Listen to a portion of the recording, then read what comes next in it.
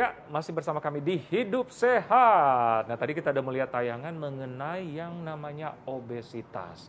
Ya, Intan ya, Iya, ternyata dokter. sangat mengganggu juga kegiatan sehari-hari di Iya, samping mengganggu kesehatan. kegiatan sehari-hari, terus juga banyak menimbulkan resiko penyakit-penyakit. Nah, itu Dokter Setuju. Ekles. Nah, kita akan membahasnya secara detail. Sudah bersama dengan kami, Dr. Andi Komeldi Takdir, spesialis penyakit dalam. Selamat pagi, dokter. Selamat pagi, dokter. Dokter, apa kabar? Sehat, alhamdulillah. Dokter, saya nggak obesitas kan, loh? Enggak, Iya, jauh. Langsung mau konsultasi nih. Langsung worry ya, Dokter Ekles ya. Jauh. Oke. Lolos dari lebaran berarti. Oke, dokter, kita langsung saja ke fakta mitos nih. Ini bagi para pria nih, katanya obesitas lebih sering ke pria daripada wanita. Fakta atau mitos? Itu fakta. Oh, Fakta, dokter. Fakta. Jadi, tapi Kenapa? angkanya tidak terlalu jauh ya. Jadi Oke. kalau kita lihat statistiknya, laki-laki dibandingkan perempuan itu kisaran prevalensi dia ada yang obesitas itu 20-40%. Kalau data Amerika bilangnya dia sekitar 40%, dok. Ya. Nah, yang perempuan itu sekitar 38-39 sebelum perempuannya menopause. Oh, gitu. Tapi begitu menopause, justru persentase di perempuan yang mengalami obesitas itu bertambah. Oke. Lebih besar 1-2% dibandingkan laki-laki yang 40% itu. Oke. Nah, dokter, ini sesuai data yang dokter tadi bilang, ini ada juga fakta dan mitos yang beredar bahwa sebagian besar wanita, terutama yang sudah memasuki masa menopause, ini mengalami obesitas. Ini artinya fakta atau mitos, dokter? Fakta tadi ya? Fakta. Ini penyebabnya kenapa, dok? Karena kadar estrogennya menurun. Salah satu yang bisa bantu menjelaskan fenomena itu karena faktor estrogen. Jadi begitu estrogennya menurun, nah disitulah mulai terjadi penumpukan lemak pada tubuh perempuan tersebut.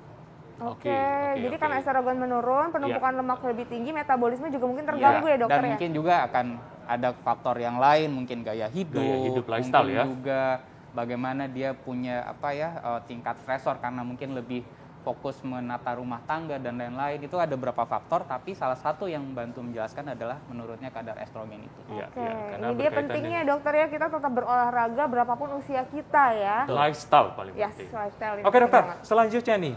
Obesitas katanya dapat meningkatkan resiko penyakit jantung koroner sampai 4 kali lebih tinggi dibanding dengan orang normal. Oke, itu fakta ya. Bahkan mungkin lebih tinggi.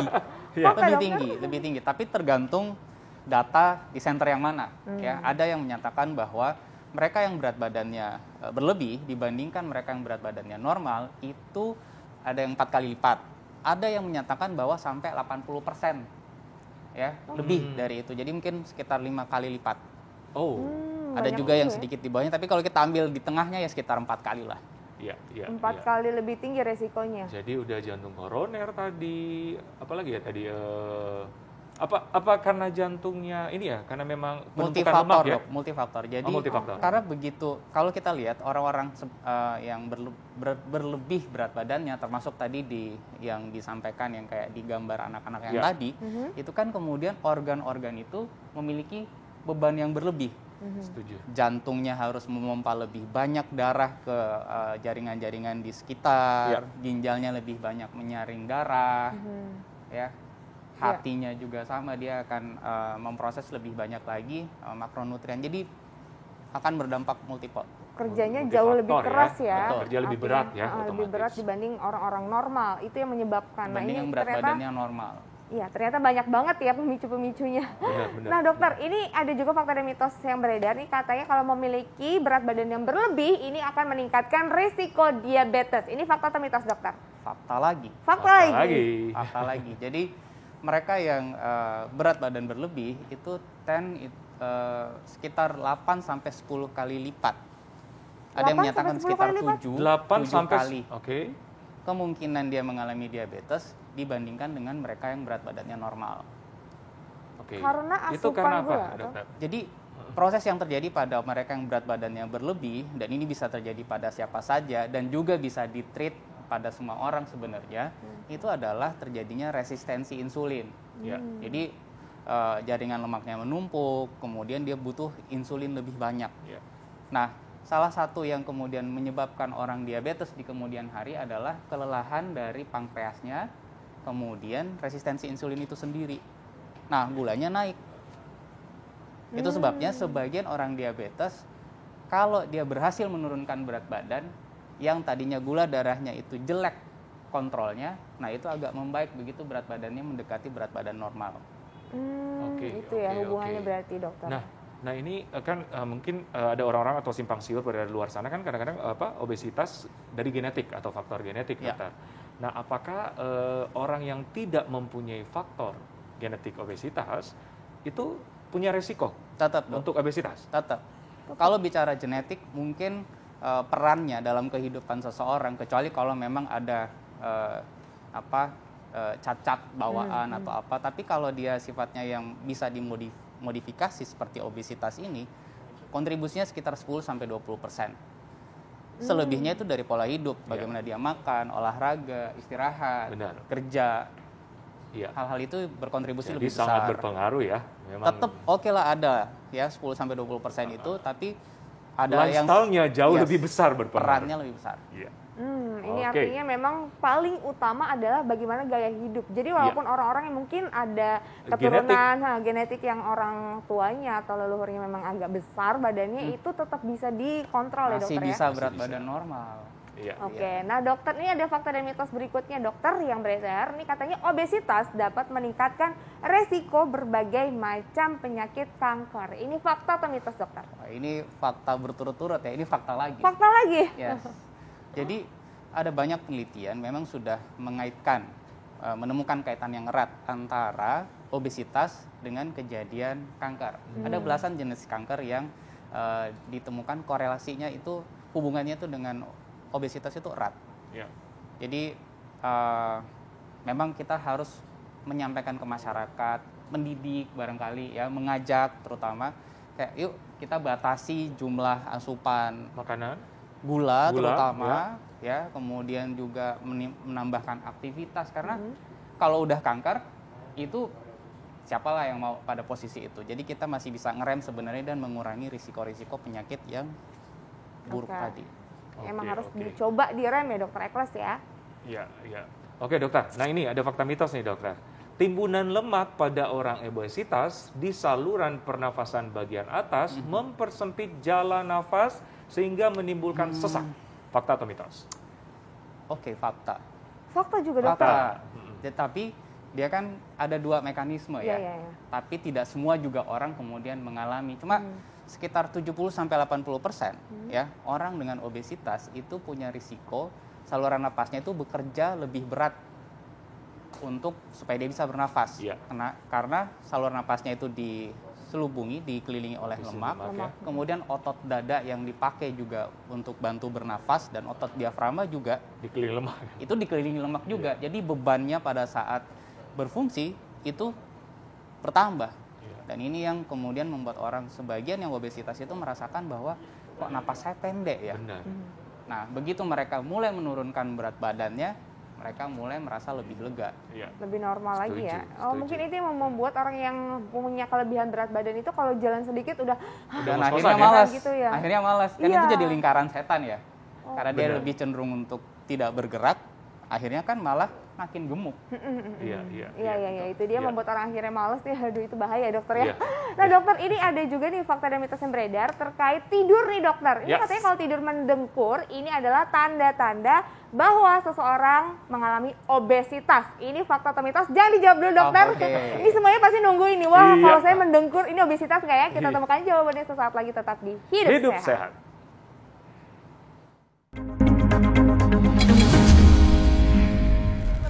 Beberapa pemimpin negara yang memiliki berat badan berlebih ya dokter Ekles. Tapi ini kan masalahnya kalau kita ngomongin obesitas, ternyata banyak sekali penyakit-penyakit yang bisa menimbulkan resiko lebih besar bagi orang yang obesitas. Nah, tapi yang jadi pertanyaan kita semua ini pasti adalah bagaimana tanda-tandanya nih dokter. Nah, ini juga ada fakta dan mitos bahwa katanya kalau tidur mendengkur ini adalah salah satu tanda bahwa kita obesitas. Ini fakta atau mitos dokter? Ini dok. Jadi gini, ada hitungannya nih, tapi fakta itu. Fakta. Lebih ke fakta, gimana dok? Jadi mendengkur dan obesitas itu ada korelasinya sekitar 70-80%. Jadi orang yang obes, yang kelebihan berat badan, itu kalau dihitung-hitung nih berdasarkan statistik, itu sekitar 70% lebih itu dikeluhkan oleh pasangannya atau orang yang lihat mereka di rumah, kok mendengkur ya? Gitu. Dan sebaliknya orang yang mendengkur juga di korelasinya itu meskipun berat badannya kelihatannya tidak berlebih, tapi sebagian dari orang yang mendengkur itu sekitar 40-50% itu ditemukan obesitas, kelebihan berat badan. Di situ dia berkorelasi. Oke, jadi ada beberapa tapi orang kalau yang secara obesitas. faktor fisiologis kesehatannya gimana dokter? Maksudnya kenapa sampai gitu? Ingat yang tadi kita sempat bilang bahwa kalau dia ada timbunan lemak, terutama di sekitar saluran napas, itu yang kemudian membuat prevalensi persentase orang-orang yang mengalami timbunan lemak ini lebih besar kemungkinan untuk mengalami snoring, untuk mendengkur. Nah, pada saat tidur, pada saat tidur saluran napas kita itu kan lebih rileks ya, termasuk mulai dari lidah. Nah, karena lidahnya dia ini nutup, dia lipat ke belakang, kemudian celahnya menjadi lebih sempit, maka di situ terjadilah snoring itu, mendengkur itu. Oke, itu yang bisa menyebabkan akhirnya mendengkur. Jadi tadi ada sekali korelasi ya dokter Eklas ya? Ada hubungannya tentunya. Oke. Nah, ini ada beberapa dok olahraga yang katanya untuk jantung. Nah, kita lihat tayangan berikut ini, Kak.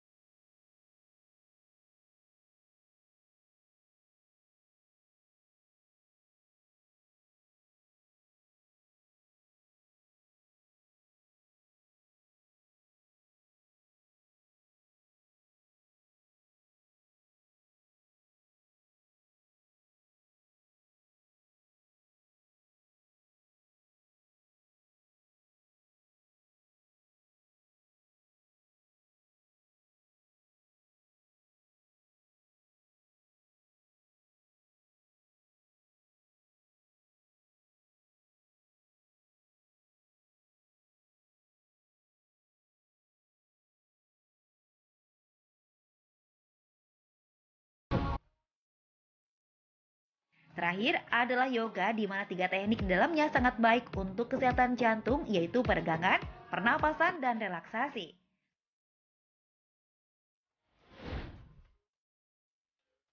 Nah pemirsa, agar jantung Anda tetap sehat, tak ada salahnya Anda praktekkan salah satu olahraga ini.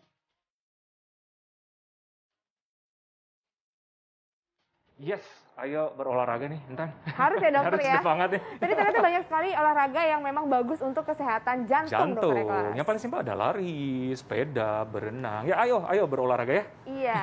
Nah, dokter, untuk orang obesitas nih, olahraganya harus seperti apa dok yang cocok? Kadang-kadang berkaitan dengan berat badan kan, dan luasnya badan gitu, dan persendian. Susah dokter. menumpu badan ya. Benar.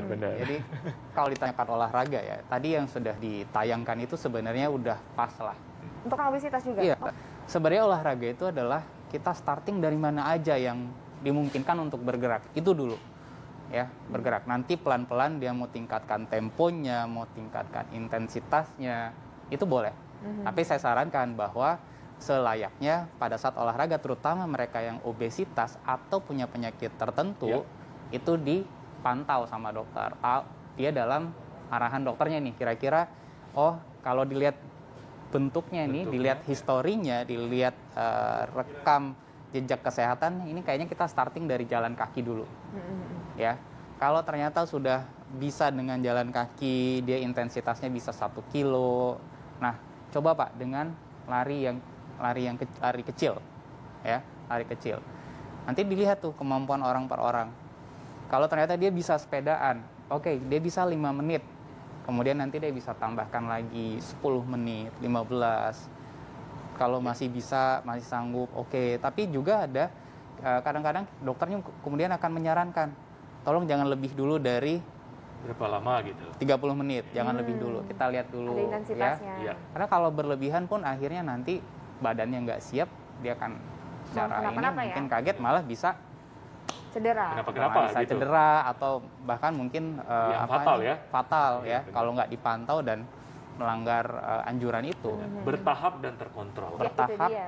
dan Nah dokter, ini terkontrol. kan terkait dengan pergerakan orang-orang obesitas saat olahraga juga. Ini katanya kalau kita udah obesitas, kelebihan berat badan, dapat meningkatkan tekanan pada sendi-sendi yang menyebabkan osteoartritis. Ini fakta atau mitos dokter? Fakta. Fakta juga ya? Hitungannya begini, jadi kelebihan 1 kilo, maka kalau osteoartritis itu kan dia terutama paling sering dikeluhkan itu di lutut ya, di persendian di lutut itu. Maka kelebihan sekilo itu akan menambahkan beban 3-4 kilo di lutut itu. Oh. Kelebihan sekilo. Kelebihan sekilo dari berat badan idealnya, maka dia akan menambahkan beban di lututnya 3-4 kali. Oh, 3-4 kali. Jadi kalau dia kelebihan 10 kilo, misal orang 100 cm tingginya, Ya. kan kita harap itu beratnya mungkin sekitar 65-70 ya. Nah, kalau dia 80 kilo, berarti ada kelebihan 1 kilo. Nah, kalikanlah beban yang ditanggung oleh lutut itu 3-4, tambahan 30-40 kilo. Oke. Dan itu jangka panjang akan bikin osteoartritis. Osteoartritis jangka panjangnya. Ya. Oke, nah ternyata memang obesitas ini memang kita perlu cegah dan Waspadai. waspada ya. Perlu dibalik arahnya, perlu Iya, digeser kiri timbangannya. Iya, geser ke kiri timbangannya. Jangan Termasuk geser ke kita ya. kanan, tapi pokoknya target kita geser ke kiri. Iya, geser kiri. Nah dokter, Oke. ini kan kalau untuk orang mungkin mencegah obesitas, kita sudah tahu ya Ya. lifestyle-nya. Nah bagi orang sudah terkena obesitas nih dokter, ini bagaimana sarannya supaya kualitas hidupnya tetap optimal dan juga terjaga nih Ya. dokter? Pakai 5 poin lah. Ya. Apa tuh? Oke, Pertama dia harus punya mindset dulu. Nih, di berat badan berlebih ini tidak bagus dan bisa diperbaiki. Jadi bukan hanya menyesali bahwa kok ini berat badannya lebih, saya mau ngapain, ini malah benar, setuju. bikin sakit macam-macam. Mindset. Jadi mindsetnya dulu. Oke. Kemudian yang kedua, cari teman barangkali. Cari teman untuk ngajakin dia olahraga, ngingetin makannya. Makannya jangan terlalu banyak ini. Oke, komunitas yang baik. Ya. Oke. Setelah Kemudian itu, yang ketiga, bikin target. Bikin target. Oh, bulan ini turun sekilo, turun 2 kilo. Nah, oke, ada target. Dan konsisten di Ya. situ, 4. sempat konsisten. Ya. Terus yang kelima itu tadi, kalau memang sudah ada komorbid macam-macam, konsultasi ke dokter. Ini Dikontrol nanti ya. akan ada Oke. tandem, Mhm. dibarengin sama ilmu dari si dokter ini. Oh, ini nih yang boleh dilakukan, ini yang harusnya dimakan. Olahraganya 15 Jadi menit, 20 menit. Dan tetap dengan pantauan jadi tetap dokter. lebih aman Oke. gitu. Makasih Dokter, banyak dokter. terima kasih. Sama-sama dokter. Mbak Dan Indah. pemirsa, Dokter. waktu jualah yang memisahkan kita tidak terasa sudah 1 jam. Tetap saksikan Hidup Sehat setiap Senin sampai Jumat jam 9 pagi di TV One. Yes, betul sekali. Saya Intan Salmadina. Dari Trackless Indonesia, Hidup Sehat. Sehat.